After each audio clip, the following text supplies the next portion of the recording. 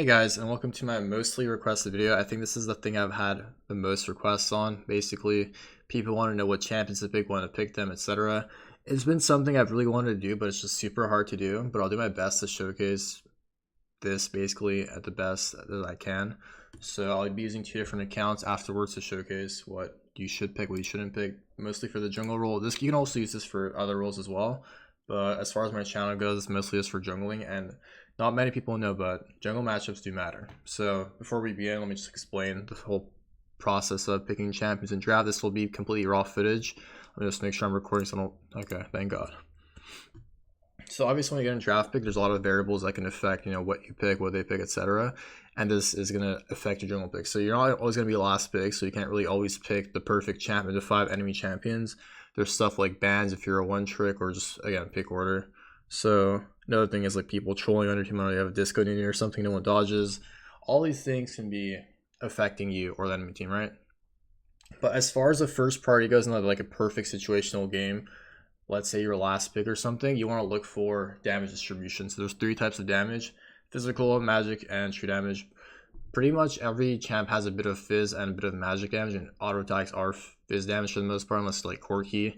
Then you have like some magic damage from that as well, but also the base physical damage.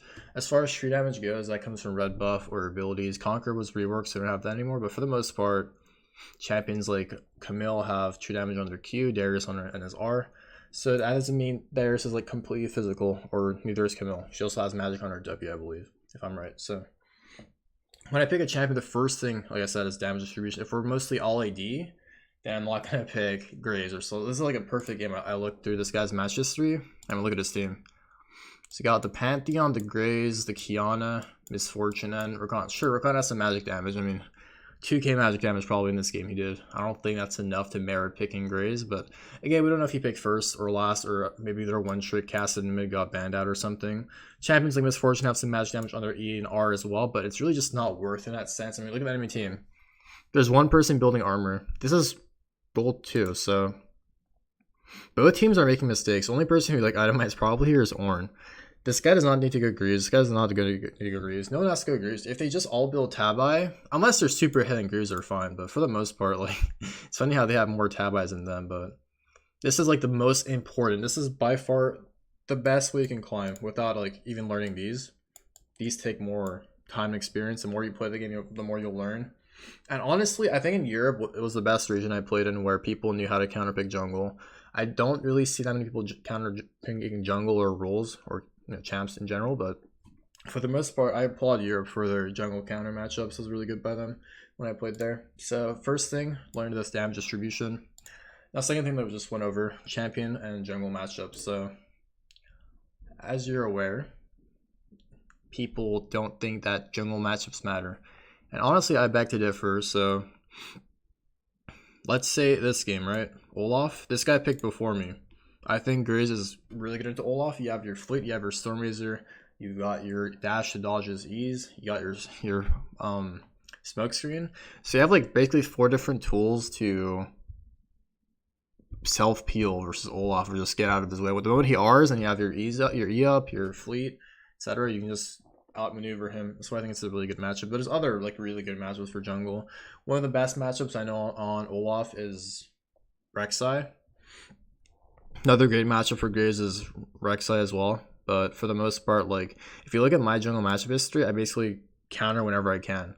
This game, I didn't have the best counter pick, but once Mundo gets to like 11, I can't do much against him. I mean, this game wasn't because he picked Mundo, where both junglers kind of got destroyed, but yeah, this game as well.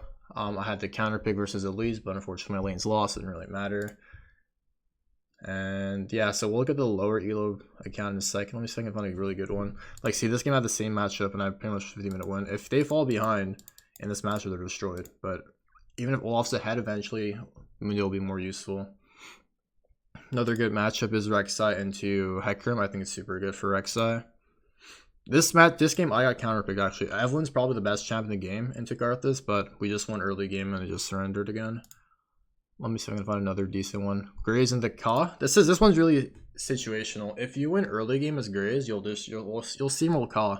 If Ka gets away to like basically free farming and getting level 6 without you getting a lead, then Ka will have the edge on you for the most part.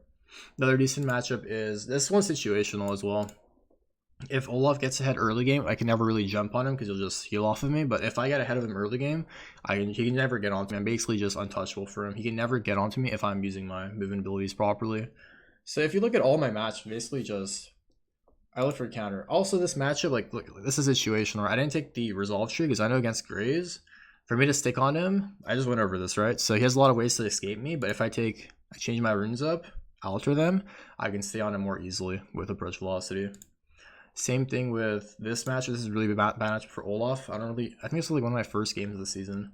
Preseason, that is. I don't know how I won this matchup, but this is like really good for Kindred. Like, even look at Kindred's damage this game. Even though he's 2-9, I'm 13-3, he hit the same damage as me.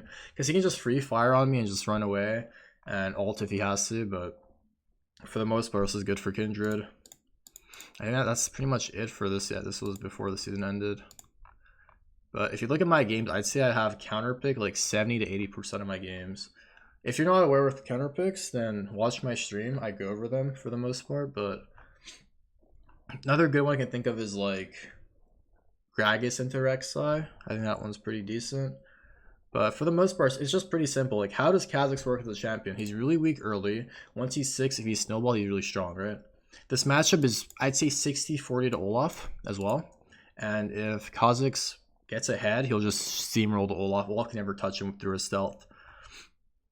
So I'd say that's really big. But for the most part, like, I'd say jungle matchup matters. Like, since I put it second, I'd say it's like a 60%. It matters like a 60% outcome. Whereas like laning mid top is like probably like 80-90%. Super important having the counter matchup, right? So look at this guy, and I'd say he had counter pick here. I think Kane's really good into Olaf, but you can tell like Olaf didn't even carry this game, right? But again, there's so many variables in games. We're not gonna watch his game and say, oh, Olaf had no counter pick, but he still got destroyed. But you know, we can't really see what happened. Whereas on a game like this, I'd say Wukong is terrible into Grays, and I mean, these are definitely comparable. It just makes it so like in 2v2s or 3v3s or even 5v5s potentially, there's more, like Grays has a better chance of carrying versus Wukong. But in theory, Wukong has a better team fight than Grays, right? But if Grays can get ahead to the point of making this guy useless, it just makes Wukong that much more less valuable, basically. See, like, is he really losing to this guy? It's just we can't really see. But yeah, we'll come back into this in a second. Alright, this one's also very important. Game stage impact. So early, mid, and late. I spelled gate instead of game. So, right, I've had games where like if I see my top 100, it's funny, even in high elo. I think last year I saw a lot of Nasus, Kassadin mids, and let's say we have a really weak early bot like Ezreal plus Jan or something, basically just scalers. If I pick an early game champ, I'm basically not going to be able to do anything, but there's some early game champs that have like a lot of flexibility and good counter potential, basically. So a good example of this would be Lee Sin. I think Lee Sin is one of the best early game champs that's like really safe and good at counter ganking and can make champions feel a lot stronger than 2v2s.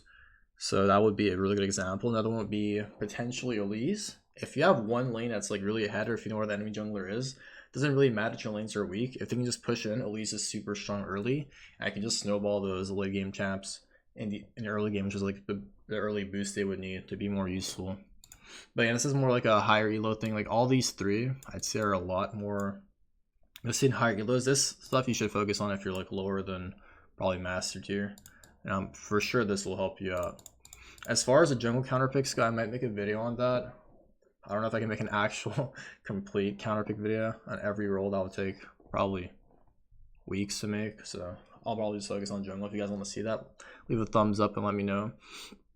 But for the most part, focus on the basically the when your comp is the strongest versus enemy comp. Like this is another perfect example. I'm gonna go on back on this later, but if you look at our games in Twitch Rivals versus Yamikaze's team, their top pick Renekton, their mid pick Talent, and then their jungle will pick Elise, Talia, and Nidalee. So for the most part, we knew their top side was really weak late game, but if they got early ahead, then we could have some problems. So our goal against that team comp was just to play safe early, or potentially get a lane ahead based off the knowledge where, like I said, where we know their jungler is, so we can make a power play. And if you watch our games, we pretty much, the first game we didn't really do that well, but the second game we did that really well. They had no kills, they didn't get anything done, and we just snowballed the game out of control. So they had no way of coming back in the game, because once Renekton and Talon fall behind, they basically have no utility. They can't even frontline because they'll just get shredded.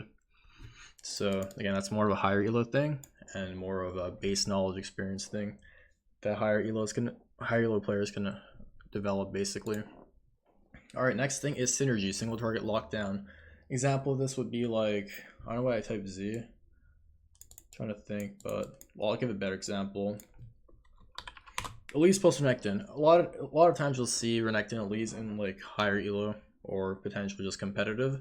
Reason for this is if Renekton can push a lane in early, then you pretty much have a free dive if you know where the enemy jungler is. That's why like the better junglers will know how to counter this, but for the most part in solo queue, junglers have no idea how to counter this. So the reason why Renekton and Elise are so perfect together is they both have single target lockdown and they're both a really strong early game. So if Renekton has a slow push into like the top tower and Elise is there perfectly for a level 3 dive, she can just wait for the Renekton stun, chain CC, or obviously she can just start off the gank so she makes sure she can aggro the tower and then reset aggro. But for the most part, if Renekton just tanks the first few hits and ease out, I think Elise has enough damage to kill enemy top depending on how weak they are for the most part. But there's a lot of champs off synergy. Like it's like when I put in Korea, I believe Zed and Karthus had like a 60% win rate combined, because Zed is such a good like AoE assassin champion that Karthus can just like also help him get the kills where he lacks a bit of damage and just get those extra stacks early game.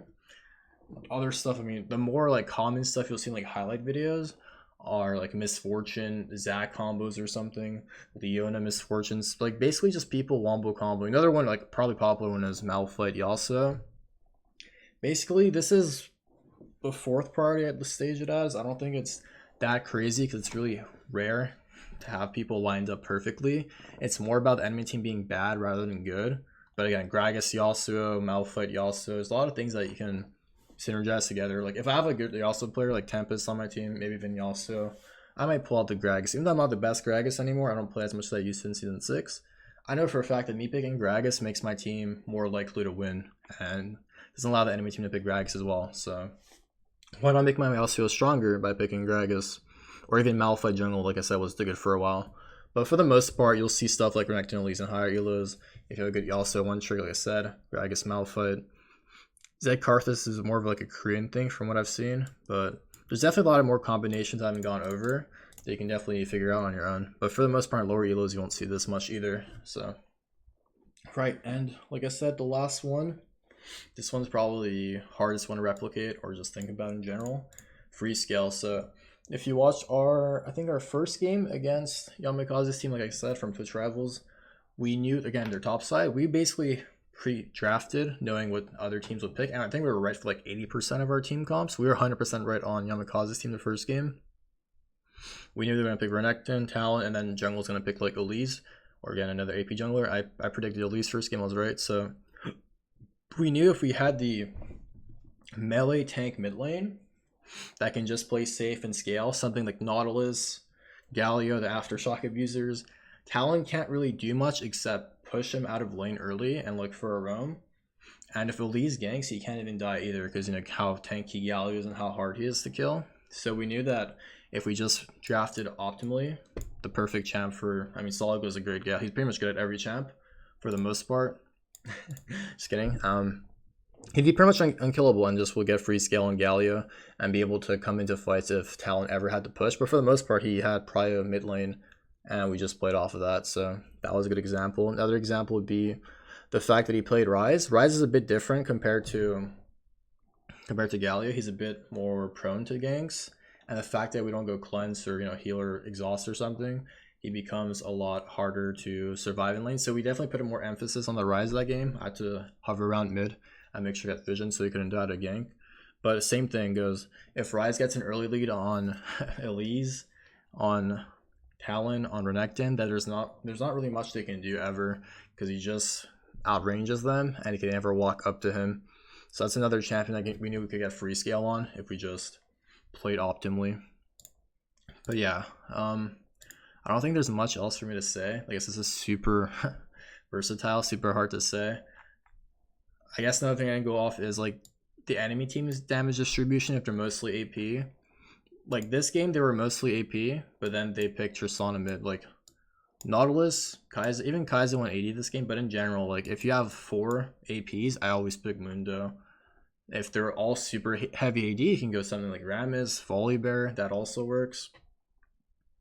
But like I said, there's a lot of different factors to take into account, and it's really hard to predict if it's the perfect pick or not based off your team, enemy team, and the other variables went over. But yeah, for the most part, I hope you guys enjoyed this video.